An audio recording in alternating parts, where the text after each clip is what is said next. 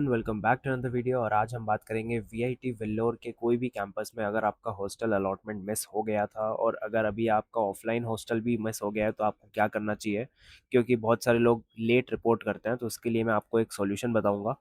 तो शुरुआत करते हैं। सबसे पहले बहुत लोग कंफ्यूज हो जाते हैं, तो मैं सारी चीज़ें क्लियर कर देता हूँ। तो शुरुआत करते हैं। सबसे पहले देखते हैं ऑनलाइन हॉस्टल अलॉटमेंट। तो ये आपका फ्रेशर्स पोर्टल से होता है, वी टॉप से, और फर्स्ट कम फर्स्ट सर्व पे होता है, ये तो आपको पता ही है। तो आपको पहले अपनी ट्यूशन फ़ी पे करना होता है, फिर आपको पोर्टल से रूम सेलेक्ट करके उसी दिन आपको हॉस्टल फ़ी पे करनी होती है। और अगर आपने सेम डे पेमेंट नहीं किया तो आपकी बुकिंग कैंसिल हो जाती है। तो ये तो चीज़ें आपको पता है। लेकिन अब ये केस है कि अगर आपको ऑनलाइन हॉस्टल अलॉटमेंट आपका मिस हो गया तो अब आप क्या करोगे। तो उससे होगा क्या, आपका एडमिशन कैंसिल नहीं होता है। सबसे पहली बात तो ये है। जिसका आज भी अलॉटमेंट था तो वो भी सुन लो कि आपका एडमिशन कैंसिल नहीं होता, लेकिन जो आपका प्रेफर्ड रूम है उसके मिलने के चांसेस बहुत ख़त्म हो जाते हैं, क्योंकि आपको फिर वो मिलता है जो उनके पास अवेलेबल होता है। तो जो भी लेफ़्ट ओवर रूम्स होंगे वो आपको मिलेंगे। और ये बात करना है कि available beds will be allotted during induction day. तो ये मैंने एक स्टूडेंट रिव्यू देखा था।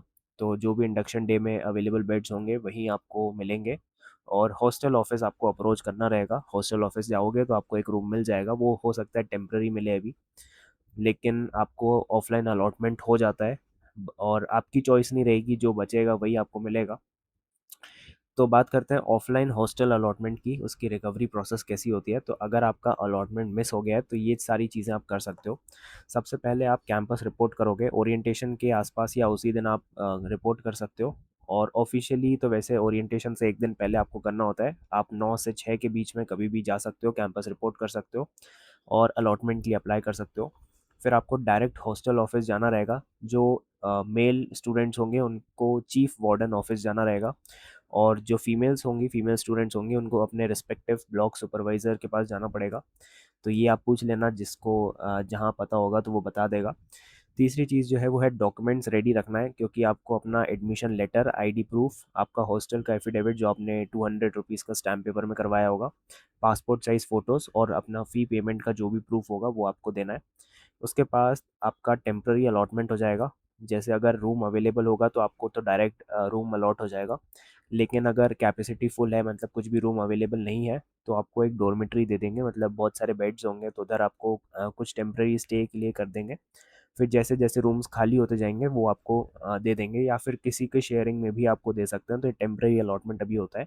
और अगर कैपेसिटी फुल होने के बाद भी जैसे बहुत हाई रश होता है, मतलब बहुत सारे लोगों को नहीं मिला है, तो वो वेटिंग लिस्ट में भी डाल देते हैं, या फिर वो एक दूसरी शिफ्ट होती है वहाँ पे आपको दे देंगे। तो वो आपको वेटिंग लिस्ट में डाल सकते हैं, तो टेम्प्रेरी आपका अलॉटमेंट हो जाएगा। उसके बाद आप अपग्रेड कर सकते हो, जब रूम्स खाली हो जाएंगे तब आपको वहाँ पे शिफ्ट कर देते हैं बेटर रूम में। अब बात करते हैं कि जिसका लेट रिपोर्टिंग का केस है, क्योंकि ये भी बहुत इंपॉर्टेंट है। कोई चाह अभी मैंने बहुत सारे कमेंट्स देखे थे, तो उसमें बोल रहे थे कि हम लेट रिपोर्ट करेंगे तो क्या होगा। तो अगर आप लेट रिपोर्ट करते हो तो आपका जो रूम होता है वो रीअसाइन हो सकता है, क्योंकि हो सकता है डिमांड बहुत ज़्यादा हो और आप रिपोर्ट ही ना कर रहे हो, तो हो सकता है कि आपका जो रूम मिला था वो रीअसाइन हो जाए किसी और को। और हो सकता है कि आपको रैंडम रूम भी मिल जाए। मतलब अगर आप लेट रिपोर्ट करते हो तो कुछ एक ऐसा रूम दे देंगे जो कि बहुत ही रैंडम होगा, या आपको कुछ टेम्प्रेरी स्टेट दे देंगे। तो वो आपके चॉइस में नहीं होगा जो भी आपको चाहते हो। तो आपका रूम किसी और को भी दे सकते हैं, ये भी ध्यान रखना। तो ज़्यादा अगर आप लेट रिपोर्ट करते हो तो वो थोड़ी सी दिक्कत हो सकती है। और ऑफिशियल रूल क्योंकि यही कहता है कि जो भी रिपोर्टिंग होगी वो ने जो डेट दी है, टाइम दिया है स्पेसिफिक, उसी पे आपको रिपोर्ट करना होता है। वरना मैं जहाँ तक मैंने पढ़ा है कि ये रीअसाइन हो जाता है किसी को, तो वो ध्यान रखना। अब ये देख लेते हैं जिसका ऐसा केस है कि जिसने अलॉटमेंट भी मिस कर दिया है और रिपोर्ट भी लेट कर रहा है, तो उसके लिए क्या होता है। तो मैं तो बोलूँगा कि ये बहुत ही गंदा केस है। मतलब अगर आप अलॉटमेंट भी मिस कर देते हो, फिर आप रिपोर्ट भी लेट करोगे, तो आपको बहुत चांसेस हैं कि आपको वेटिंग लिस्ट में ही डाल दें वो। तो अगर आपका ऐसा केस है तो आपको क्या करना चाहिए। बॉयज़ के लिए पहला जो मेल आईडी है वो है, और गर्ल्स के लिए दूसरी मेल आईडी है। तो यहाँ पे आपको मेल करना है कि हम लेट रिपोर्ट करेंगे और हमारा हॉस्टल अलॉटमेंट मिस हो गया है।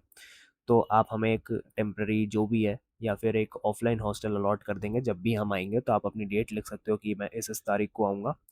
तो ये बॉयज़ के लिए है पहला वाला। दूसरा गर्ल्स के लिए है, तो ये अलग अलग मेल है। आप कॉल भी कर सकते हो उनको, कभी कभी लग जाता है। और आप डायरेक्ट कैंपस जाओ सबसे पहले तो, जब भी आपको मौका मिलेगा। लेट रिपोर्ट करने के बाद, तो आप सबसे पहले आप कैंपस जाओ। वो सारी चीज़ें जो मैंने पिछले स्लाइड में बताई हैं वो आप करना। और अभी आपको हो सकता है वीआईटी गेस्ट हाउस में भी रुकवा दें, लेकिन वो बहुत ही रेयर होता है कि गेस्ट हाउस में अगर बहुत ही कुछ ज़्यादा रश होगा तो ही रुकाते हैं, और वो भी टेम्प्रेरी होता है। या फिर आप किसी नियर बाय होटल और पीजी में भी रुक सकते हो अगर आपको कुछ भी रूम नहीं मिलता है तो। अब सबसे बड़ी बात जो है कि आपको क्या करना चाहिए, टिप्स एंड स्ट्रैटेजीज जब आप रिपोर्ट करते हो तो सबसे पहले तो आपको जल्दी पहुंचना है कैंपस में। अर्ली रिपोर्टिंग अगर आप करोगे तो बहुत जल्दी आपको एक अलॉट हो जाएगा रूम, और क्योंकि इसमें भी फर्स्ट कम फर्स्ट सर्व होता है, जो पहले आएगा उसको अलॉट कर देंगे। तो सुबह 9 बजे ही आपको हॉस्टल ऑफिस पहुंच जाना है, अपने डॉक्यूमेंट्स कंप्लीट रखना जो भी है, और वार्डन से पोलाइट रहना हमेशा, मतलब अभी एडमिशन के समय भी और 4 साल में भी। तो आपका बहुत काम जल्दी हो जाता है और आप चीज़ें अच्छे से डिलीवर कर पाओगे। लेकिन ये है कि आप लेट इवनिंग आ रहे हो, मतलब 6 बजे आ रहे हो, 5 बजे आ रहे हो शाम के, तो वो उससे थोड़ा सा डिसएडवांटेज होता है कि आपको रूम ना मिले। तो लेट इवनिंग अराइवल मत करना, और डॉक्यूमेंट्स अपने इनकम्प्लीट मत रखना। जो भी डॉक्यूमेंट्स होंगे वो जल्दी से जल्दी करना, क्योंकि बहुत सारे लोग लाइन में लगे होंगे उस समय। तो अगर आपका कुछ भी डॉक्यूमेंट्स मिस होता है तो वो आपकी चांस चली जाएगी और दूसरे वाले बंदे को अलॉट हो जाएगा वो। तो अगर आपका ऑनलाइन मिस हो गया तो कुछ नहीं होगा, ऐसा वाला एटीट्यूड मत रखना, हो सकता है कि आपको ऑफलाइन भी ना मिले। अब बात करते हैं कि वीआईटी एक तो फुल्ली रेसिडेंशियल है ना, सबको हॉस्टल मिलता ही है इवेंचुअली, अगर अभी नहीं मिलेगा तो बाद में मिल जाएगा, ऐसा नहीं है कि किसी को नहीं मिलता है। लेकिन आपको थोड़ी सी क्वालिटी पे कॉम्प्रोमाइज़ करना पड़ेगा, मतलब जो भी चीज़ें आपको मिल रही हैं अभी अलॉट हो जाएगा तो उसमें थोड़ी क्वालिटी कम होगी, जैसे आपको शेयरिंग में मिल जाएगा या फिर आपको 6 बेड मिल जाएगा। तो जो आपको चाहिए अभी वो नहीं मिलेगा, जो भी ऑफलाइन अलॉटमेंट होगा तो चॉइसेस आपको वो नहीं मिलेंगी जो आपको चाहिए। अब जो एक्सट्रीम केस था कि अगर बिल्कुल भी रूम नहीं मिल रहा है, कुछ ऐसा बहुत रश हो गया है, उनके पास भी रूम्स अवेलेबल नहीं है, तो वैसे तो रेयर होता है क्योंकि 30,000 स्टूडेंट्स रहते हैं वहाँ पे, तो कभी ना कभी तो रूम्स खाली होते ही हैं। लेकिन आप टेम्प्ररी डॉर्मेट्री में उनको बोल सकते हो कि हमें रुकवा सकते हो, क्योंकि उनके पास अवेलेबल ही रहता है। आप गेस्ट हाउस ले सकते हो, वहाँ पे मैंने एक वीडियो बनाया था, उनका गेस्ट हाउस भी आप ले सकते हो। आप नियर बाय पीजी ले सकते हो जिन दिनों के लिए उन्होंने अलॉटमेंट नहीं किया है, और 2-3 दिन बाद आप अलॉटमेंट के वहाँ पे अपने रूम में शिफ्ट हो सकते हो, अभी आप पीजी में रह सकते हो। तो ऐसी अगर कुछ डाउट्स हो तो कमेंट्स में बताना, कोशिश करूँगा मैं रिजॉल्व कर दूंगा। बहुत सारी चीज़ें मैंने बता दी हैं, अगर कुछ भी ऐसा लगता है कि आपको डाउट है तो आप कमेंट्स में लिख सकते हो। Thank you.